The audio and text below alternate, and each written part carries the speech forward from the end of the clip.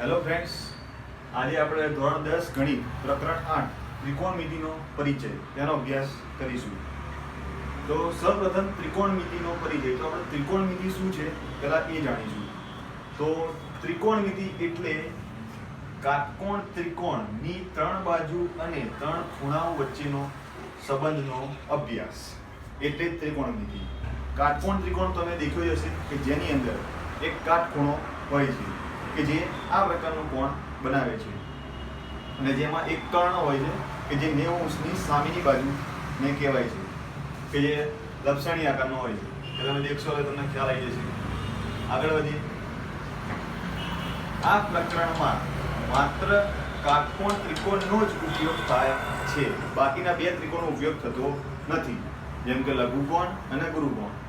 તે ત્રિકોણોનો આ પ્રકરણમાં ઉપયોગ થતો જ નથી. માત્ર ને માત્ર કાટકોણ ત્રિકોણનો જ ઉપયોગ થાય છે. આગળ વધીએ.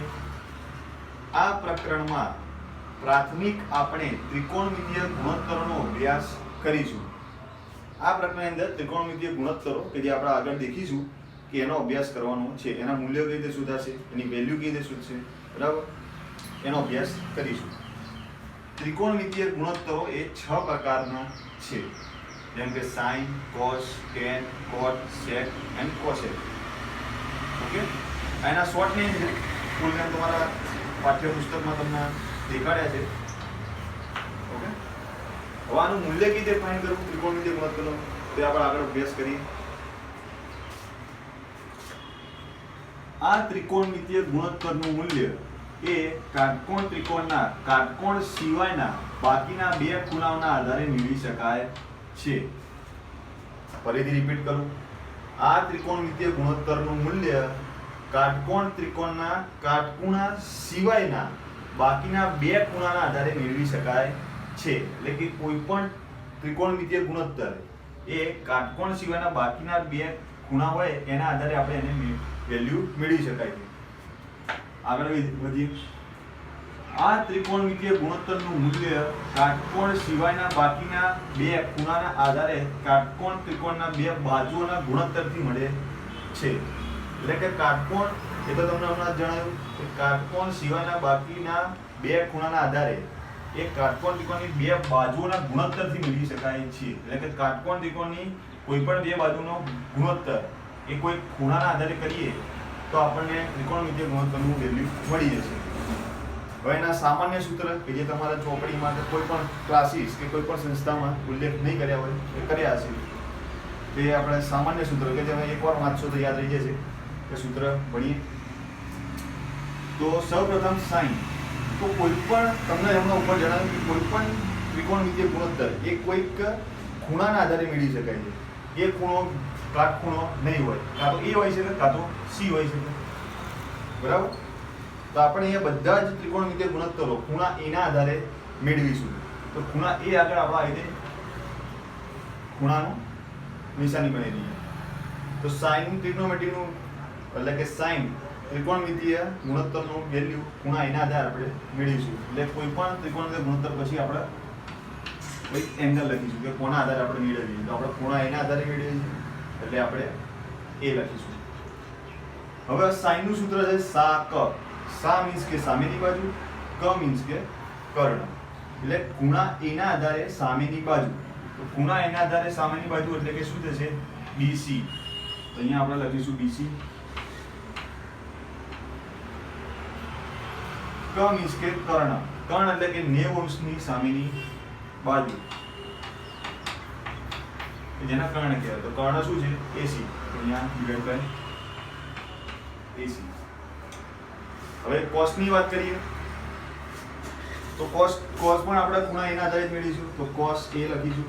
કોઈ પણ ત્રિકોણમિતીય ગુણોત્તર પછી આપણે કોઈક એંગલ લખવો જ પડે કે આપણે કોના આધારે તેની વેલ્યુ મેળવીએ છીએ. તો એ તમે ભૂલતા નહીં વિદ્યાર્થી મિત્રો. તો કોસનું સામાન્ય સૂત્ર છે પા ક. પા મીન્સ કે પાસેની બાજુ, ક મીન્સ કે કર્ણ. તો ખૂણા એના આધારે પાસેની બાજુ. તો ખૂણા આધારે પાસેની બાજુ એબી થશે, ના કે એસી. એસી તો શું છે? કર્ણ છે. એટલે પાસેની બાજુ શું થશે? એબી. તો અહીંયા એબી લખીશું.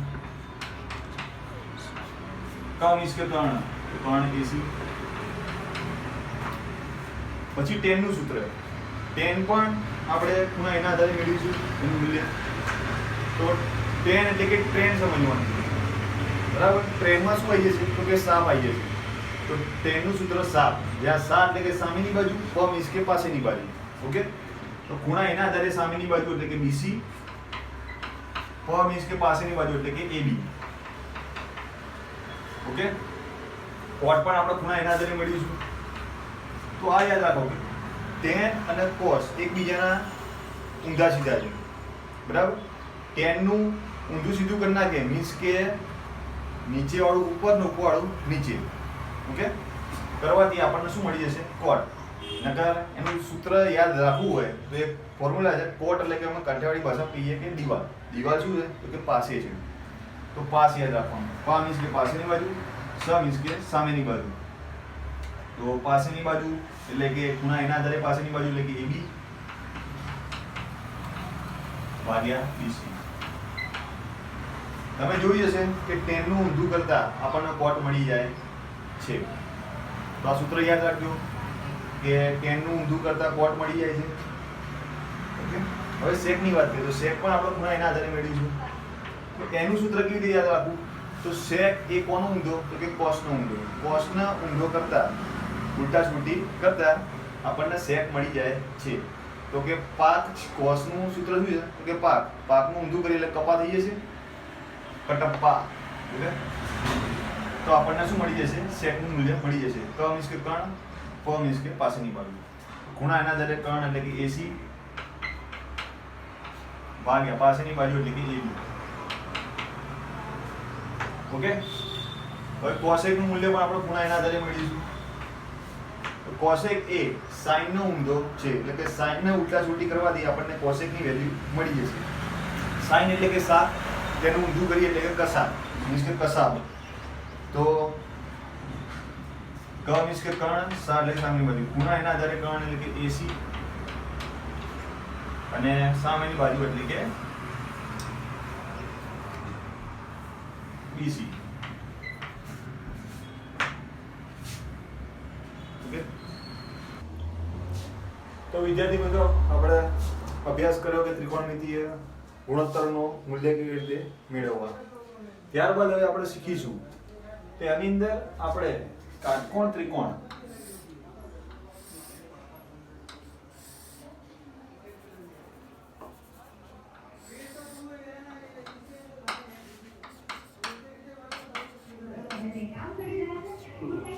કાટકોણ ત્રિકોણ ABC જે અહીંયા દર્શાવેલ છે, તો તેની અંદર આપણે ત્રણેય બાજુનું મૂલ્ય પહેલા શોધવું પડશે.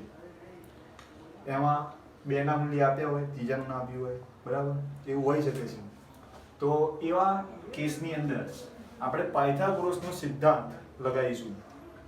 તો પાયથાગોરસનો સિદ્ધાંત તમને જણાવી દઉં કે કાટકોણ ત્રિકોણ બનાવતી બે બાજુઓના વર્ગનો સરવાળો તે કર્ણના વર્ગના બરાબર થાય છે. હજી એકવાર રિપીટ કરી દો.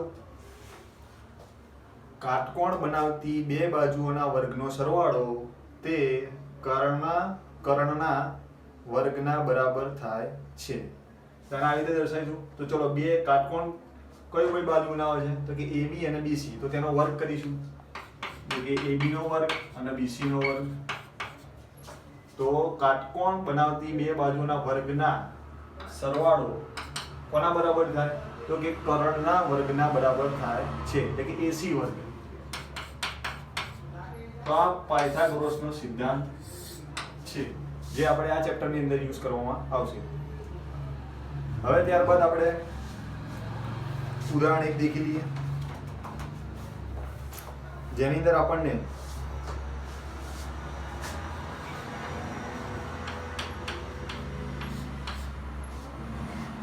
tan A બરાબર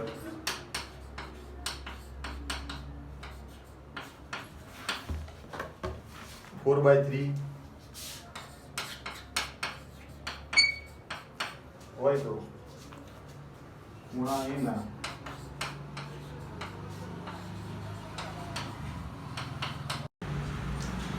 તો વિદ્યાર્થી મિત્રો, સ્વાધ્યાય 8.1 દાખલા નંબર 1.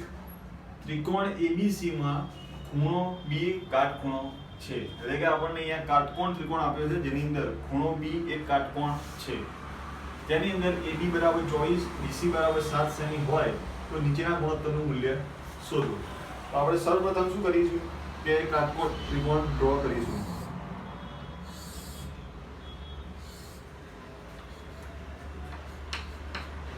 જેની અંદર બી કાટખૂણો હશે. આપ્યા મુજબ આપણે એમાં વેલ્યુ પુટ કરીશું. AB બરાબર 24 સેમી, BC બરાબર 7 સેમી. ઓકે, હવે કાટકોણ ત્રિકોણની અંદર મેં તમને જણાવ્યું મુજબ કે કોઈ પણ કાટકોણ ત્રિકોણની અંદર આપણે ત્રણેય બાજુની વેલ્યુ હોવી જોઈએ. જો ના હોય તો આપણે શોધવી પડશે. જે તમને આગલા લેક્ચરમાં મેં તમને કીધું હતું, પાયથાગોરસના સિદ્ધાંત મુજબ આપણે ત્રીજી બાજુ શોધી શકીએ છીએ. અહીંયા પણ આપણે AB અને BC આપ્યા છે, AC આપ્યા નથી, તો AC આપણે પાયથાગોરસના સિદ્ધાંત મુજબ શોધીશું. લખીએ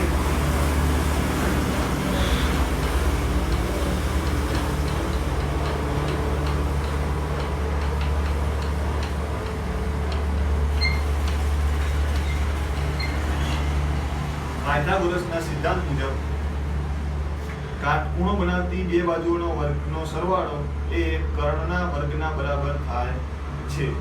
બરાબર, એ પાયથાગોરસનો સિદ્ધાંત છે. તો AB² + BC²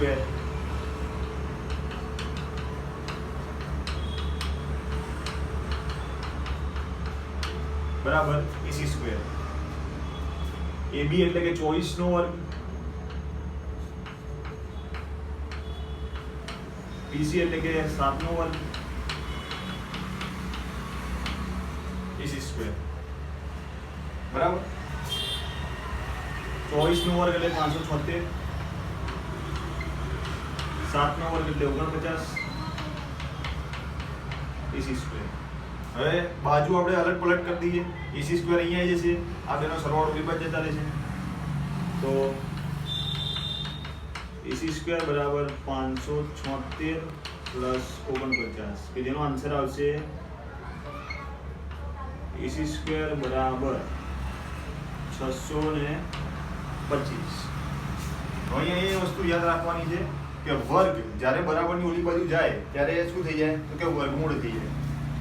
તો સામે આનંદ ટોપી ચડી જાય, સામાન્ય ભાષામાં કહીએ છીએ. તો ટોપી ચડાવી દઈશું, મીન્સ કે રૂટ થઈ જશે 625 ની ઉપર. તો 625 નો વર્ગમૂળ એટલે કે 25. AC ની વેલ્યુ આપણને મળી ગઈ 25 સેમી.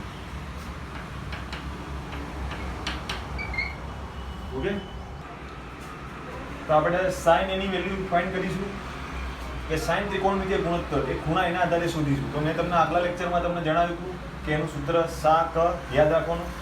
એક્ઝામમાં લખતા નહીં, આ તો તમને યાદ રહે એના માટે મેં અહીંયા જણાવ્યું છે. એટલે ખૂણા એના આધારે સામેની બાજુ, ખૂણા એના આધારે, તો આપણે ખૂણા એના આગળ આપણે એંગલની નિશાની કરીશું. તો એના આધારે સામેની બાજુ એટલે કે શું થશે તો કે BC થશે. તો અહીંયા BC લખીશું. ક મીન્સ કે કોણ એટલે કે 90 ની સામેની બાજુ એટલે કે AC.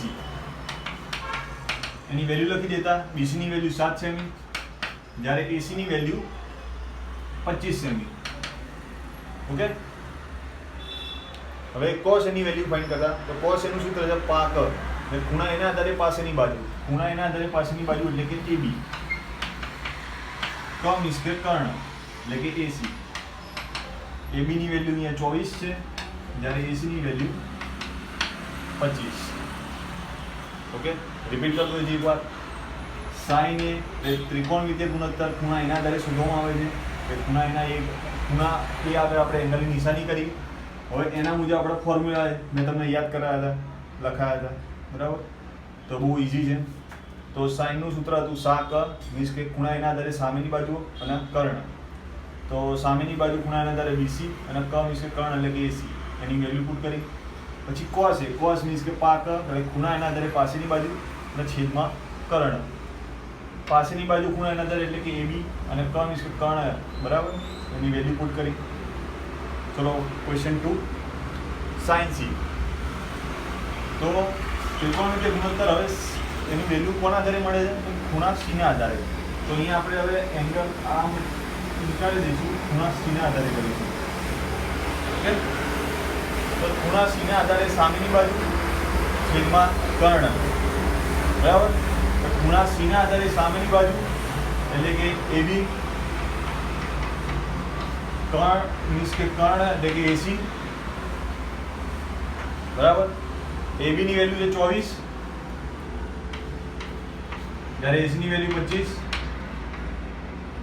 હવે cos ત્રિકોણમિતિય ગુણોત્તર એ ખૂણા C ના આધારે મેળવવામાં આવે છે, જેનું સૂત્ર છે પા, મીન્સ કે ખૂણા C ના આધારે પાસેની બાજુ છેદમાં કર્ણ, એટલે ખૂણા C ના આધારે પાસેની બાજુ એટલે કે BC, ક મીન્સ કે કર્ણ એટલે કે AC.